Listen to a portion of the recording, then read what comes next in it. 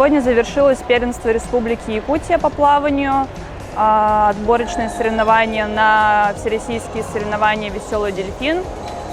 Принимали участие спортсмены из Мирного, Нерюнгри, Алдана и сборная команда Якутска.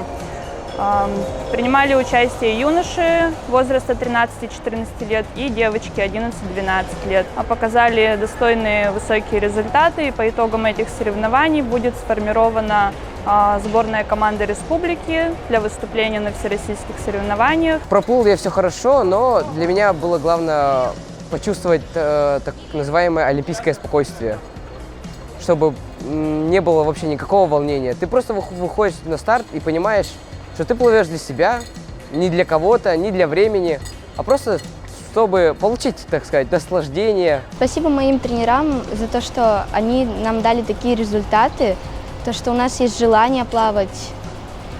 Мне эти соревнования были для того, чтобы отобраться на «Веселый дельфин». Я отобралась и хочу показать там хорошие результаты, выполнить разряд свой КМС. Спасибо команде тоже, они за нас болели. Касьян Антон Леонидович и Черноградская Венера Васильевна. Эти тренера с нами уже почти 5 лет, тренируют нас, готовят к разным соревнованиям. И мы показываем такие результаты, с помощью которых мы отбираемся на всероссийские соревнования, где мы можем соревноваться с более высоким уровнем спортсменов и равняться на них, чтобы получать опыт, и в конечном итоге, может, кто-то из нас станет олимпийским чемпионом или призером чемпионата мира.